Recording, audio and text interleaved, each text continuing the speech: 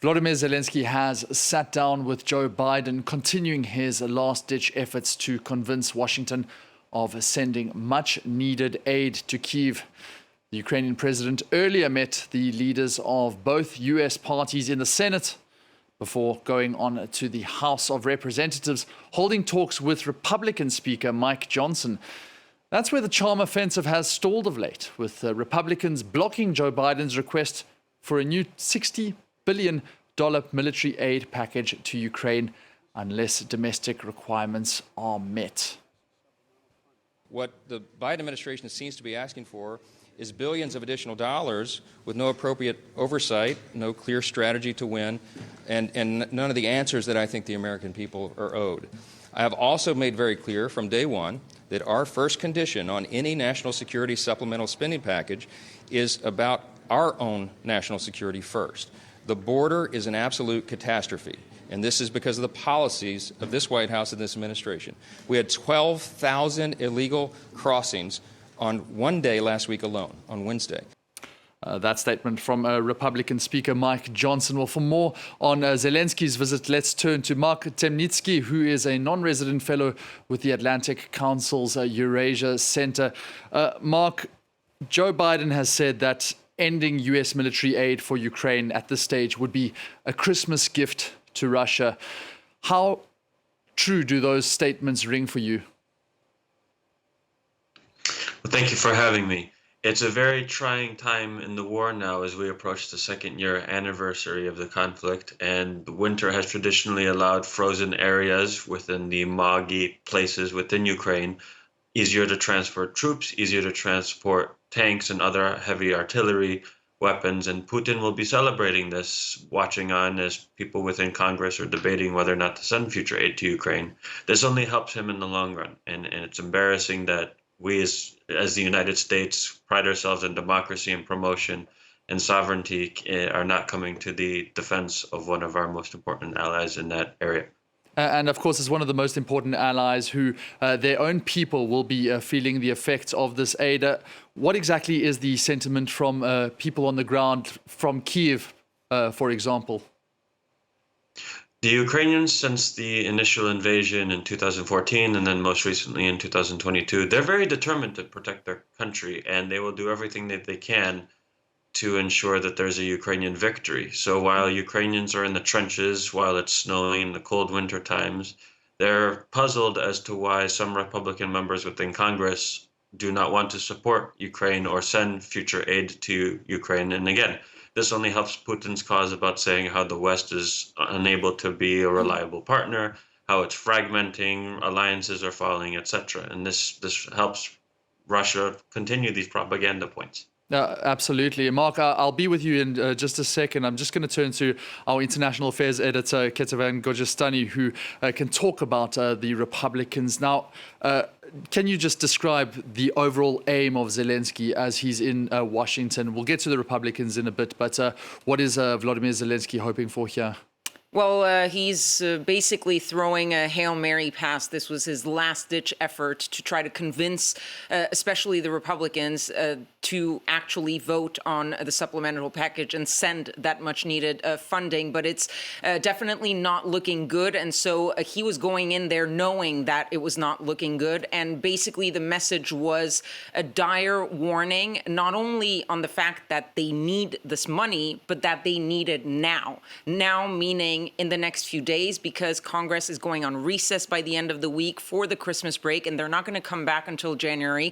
And if they don't pass it now, this is going to take way more time, because then there won't be a deadline. And so that was the sort of two sides of the story. One is we need your help and we need it now, even though after the meeting with the senators, Senator Mitch McConnell, who's the Senate minority leader, the leader of the Republicans in the Senate, he said that it was practically impossible for Congress to pass the supplemental funding before the Christmas break. So pretty pessimistic tone coming out of Congress after Zelenskyy's visit.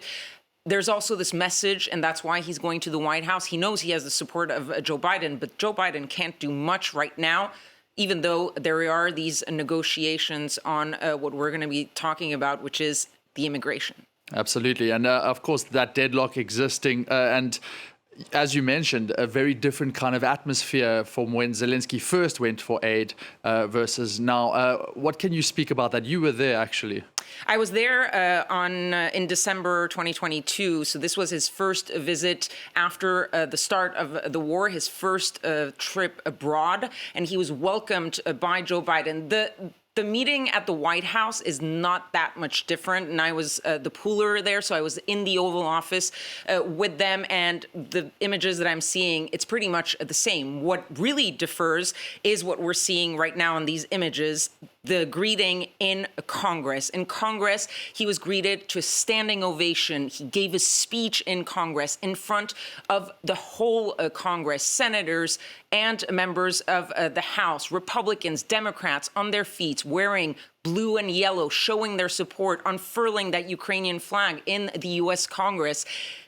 This time, closed-door meeting, all senators, that's how they call it. It was not all senators. There were some Republicans who decided simply not to show up.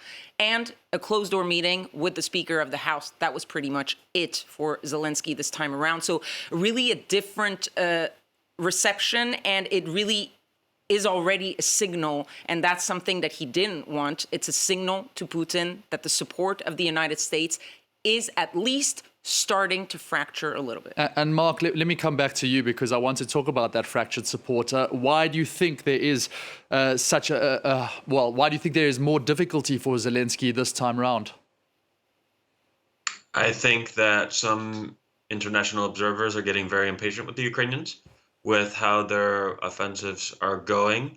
I think it's important to remind everyone that there's this false narrative that Ukraine's counteroffensive this summer and fall failed, and for a country that does not have a navy to disrupt Russia's ability in the Black Sea, so now that there's a new export in grain occurring, just counters that point. In addition, Ukraine is believed to be one of the most heavily mined countries in the world now, and Ukrainians have had to stop and demine areas within the south and east to ensure that they don't lose more men and women fighting in the country. So there have been a lot of delays, and unfortunately part of the delay is because the West was slowly dragging its feet, sending additional aid to the Ukrainians, and this only helped the Russians further fortify their positions within that area. Another problem is that the United States, in addition to several other European countries next year, will have democratic elections. And of course, with democracies, there's always changing and potentially of political parties, ideologies, etc. That works in Putin's favor because we all know he's going to rig his presidential election in March. He'll be reelected for another 6 years. And then he will be hoping that more of these anti-Ukrainian sentiments continue, and the Kremlin will work very, very hard to continue pushing these narratives so that Ukrainian aid fails. So this all coming, of course, when the Republicans are looking for a strong front and possibly to get in power. Mark, again, I'll turn to Kedevan now.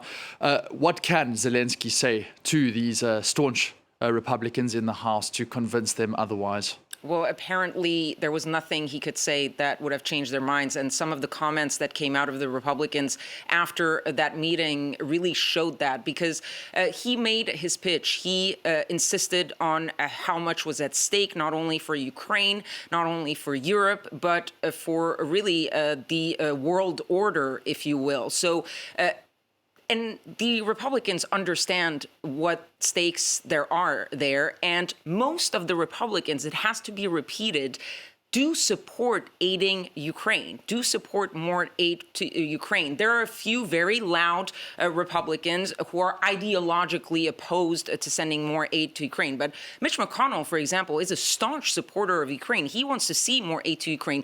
But we're getting back to the fact that this is an election year. We're almost in 2024, and that the Republicans are seeing an opening there on a priority that they've been wanting to focus on, immigration, the southern border, and they see an opening to get some concessions out of the Democrats on that topic. And so really, if you look at it very closely, it has actually not that much to do with support for Ukraine and a whole lot to do with domestic politics and how the Republicans are not willing, it seems, to budge on immigration, on the border, and they're waiting to see whether the Democrats, whether Joe Biden wants to help Ukraine so much that he's willing to compromise and he's willing to give concessions to the Republicans to get that supplemental funding through.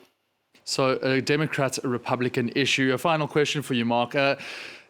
Is there a worry that this is linked to any of the aid which has been set aside for the Israel-Hamas war in Gaza, or is this going to be a completely separate issue, do you feel? Separate issue. There are several members within Congress that have said they want to separate aid for Israel and aid for Ukraine, and that will make things more difficult because certain individuals have different allegiances, etc. And again, as your colleague mentioned, that this is leading into an election year, and it's unfortunate that some members in Congress are more interested about their popularity and getting reelected than the millions of lives of individuals who are being affected by Russia's brutal war.